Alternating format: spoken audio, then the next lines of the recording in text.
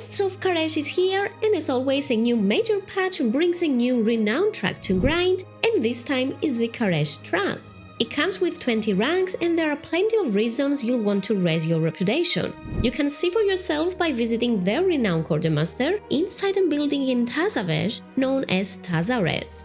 They offer a wide selection of goodies including profession recipes, gear, transmogs, profession knowledge books, mounts, and even a reusable augment rune. On top of that, you'll unlock various perks as you climb through the 20 renown ranks, like access to new zone activities and other interesting goodies. I won't focus any further on the rewards though, because this video is all about how to actually earn that reputation. I'm sure you've got your own reasons for wanting to grind it, so let's get into it. Almost every activity in Karesh grants reputation with a trust, but since there are quite a few of them, let's go through each one so you don't miss anything. I'll also throw in some extra tips I picked up from the PTR along the way. First major tip is that before doing anything on Karesh, if you are watching this video as it goes live, don't forget to take advantage of the Darkmoon Faire. It's currently up during the first week of the patch, so now is the perfect time to make the most of it. Grab the carousel buff for a 10% rep boost, and if you wanna save a bit of travel time, well, pick up a Darkmoon hat as well. Well, you can get as much as you want actually, depending on how many tickets you have. Both riding the carousel or using a hat will give you 10% bonus for 1 hour. And they come especially handy now that there is so much to do in Karesh. Alright, so now what do you need to do first to start grinding rep? Well, as soon as the patch launches, you'll be given a new quest called Shadow Invitation, where you need to find Locust Walker in Dornogal. From there, you unlock the portal to Tazavesh and you can continue completing the main campaign quest. Especially finishing all 5 chapters will lead to some huge reputation gains. Each chapter grants a solid amount of reputation at the end, around 2000, so yeah, they're absolutely worth doing. The campaign quests usually appear at the top of your quest log and have a distinct icon. Blizzard has already confirmed in a blue post that only chapters 1 to 3 will be available during the first week of the patch. Chapter 4 along with the epilogue will unlock the following week. My advice will be to complete all the available chapters this week, and especially before the Darkmoon Faire ends. Besides those huge reputation gains, completing the main campaign unlocks many features like Rishi Wraps and the Oasis, which we'll see in more detail later in the video. While you're progressing through the main campaign, keep an eye out for any side quests that you come across. These are scattered throughout the zone and also reward one-time reputation like the main storyline. Again, like before, Darkmoon Faire buff will come quite handy. Keep in mind that you only need to do them once to get the reputation. There is no additional benefit coming from redoing them on alts unless you wanna get the other quest rewards like for example gear. There is 11 of these side storylines and completing them will also get you the Sojourner of Karesh, so you can track it to know your progress. This way you can be sure that you didn't forget anything, though they do seem to appear also on the map. Moving on, besides questing, killing rares is another steady source of getting reputation. And unlike the rest, this is repeatable. Most of these rares should have a daily lockout. Each one gives 15 reputation per day for your entire warband, and you can find plenty of them across the zone. Some appear on your map and some only on the minimap, so keep an eye out while you are out exploring. Make sure to kill any rare you come across, and especially if you see a star icon on your minimap, that indicates that you are eligible for loot, and probably reputation, unless you've already killed it with another tune. Furthermore, patch 11.2 introduces a new feature called Face Diving. Once you have unlocked it, you'll be able to enter the Untethered Space. Inside this phase, you'll find more world quests, rares, treasures, and basically it's a whole second version of the zone. If you skip it, you are missing out on a huge portion of what Karesh has to offer, including more reputation gains. So how do you go about unlocking this phase diving? Well, you can do this in the first week of the patch by completing chapter 3 of the main campaign. After obtaining the Rishi Wraps and new artifact cloak, you can head to Shadanis and pick up the quest to another world. Then follow the questline at Overlook Zoshul to unlock face diving. Once you go through the face diving intro, you'll be able to pick up a weekly quest called More Than Just the Face. This is offered by either Shadanis at Overlook Zoshul or Constable Zoartas near the face conduit in Tazavesh. In this quest, you need to fill up a bar by completing various activities inside the Untethered Space, like war quests, killing rares, and looting treasures. Turning in the quest to either Shadanis or Zuardas grants you 300 reputation with trust, so don't forget to grab it before you start clearing the map. Speaking of Zuardas, he also introduces you to Warrants, a new weekly activity that becomes available at Renown 3 with the Karesh Trust. This is quite early on the Renown track, and as a result, players will unlock this fairly quickly, even with casual play. Once available, pick up the quest from Zuardas, where he introduces you to the Warrants. Then pick up a quest from one of those 6 wanted posters next to him. You can complete 1 per week, though I did not figure out if they are RNG or not, but I was able to just try 2 of them on the PTR. There is actually a total of 6, and completing all of them will get you the Terror mount. I've already got a full guide covering 23 new mounts coming in Karesh, so better watch that if you are interested in mount collecting. Alright, so you pick up the Warrant quest, now what? Well, you need to complete 3 short quests and collect specific items, which you then combine into a lure, key, or whatever this summoning item happens to be. Use it to spawn a rare and then defeat it to finish the quest. Your first kill also grants 50 reputation since, well, it's a rare. These rares might be a bit tough killing solo, especially early on the patch, so you may wanna wait for others to help out. Turning in the completed Warrant quest to Zuardas will reward you with 400 rep.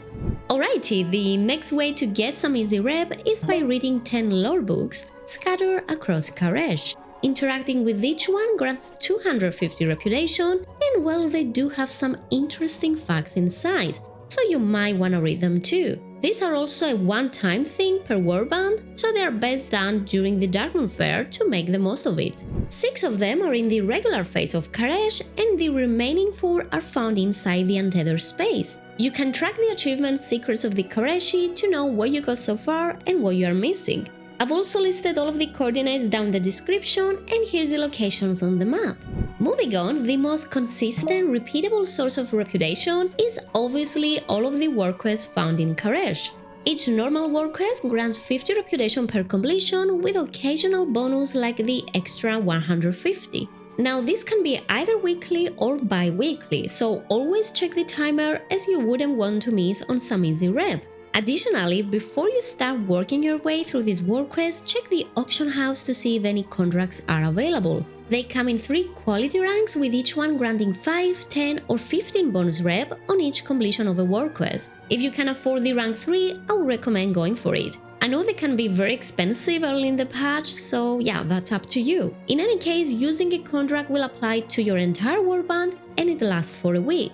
As for the following weeks, keep in mind that they tend to be cheaper before the weekly reset. Now, if you have a scribe, you're gonna make your life a lot easier. You can craft them yourself and save a bit of gold. You can pick up the recipe from the Renowned Quartermaster in Tazavesh, which becomes available at Renown 5 with the Karesh Trust.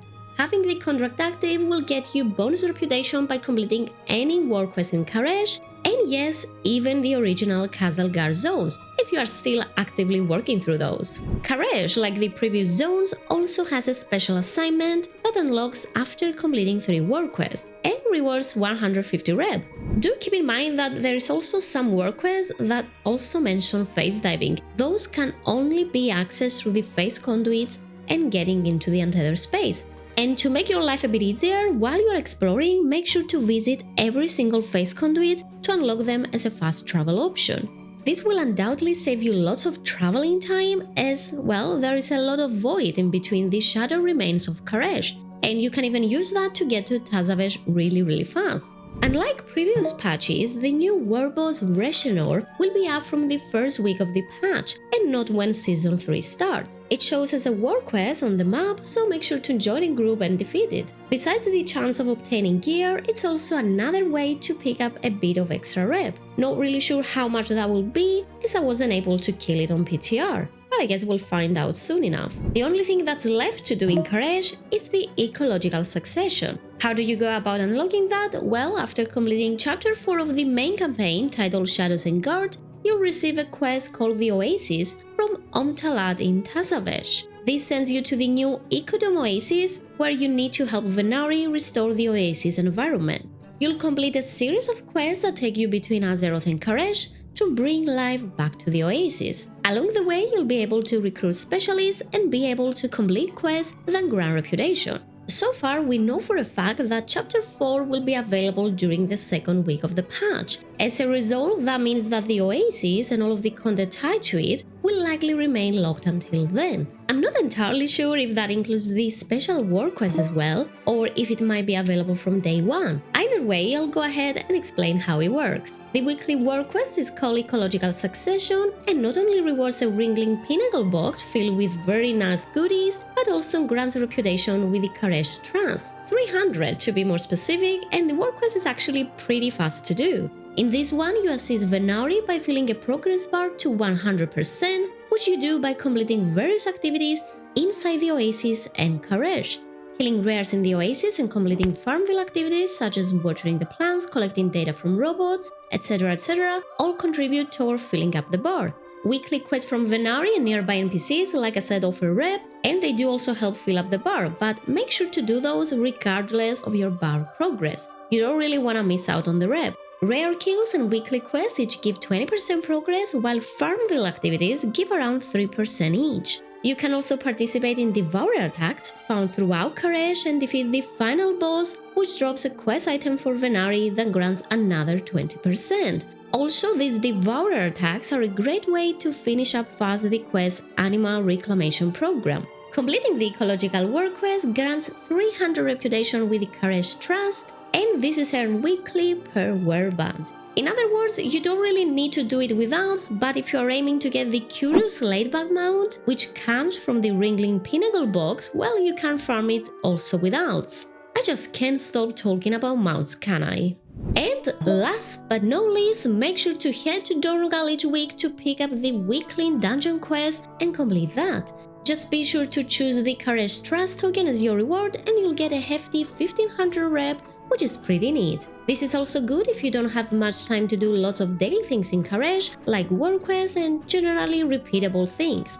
Well, by just completing a single dungeon quest, which you can by the way do with followers, you can almost get half a renown rank per week. Okay, you got me, I lied, this might actually be the last bit. I wasn't entirely sure about including it, but I figured I'd mention it just in case. While putting together this video, I noticed that the new Bountiful Delve might actually grant some reputation with the Karesh Trust, but to be honest, I wasn't able to run it. I managed to complete the Archival Assault as a regular delve and not in Bountiful, and that didn't award any rep. So yeah, I cannot really say for sure regarding the Bountiful version. In any case, Bountiful Delves are only becoming available when Season 3 begins, so we'll have to wait and see. If it turns out they do give reputation, I'll leave a comment to let you know.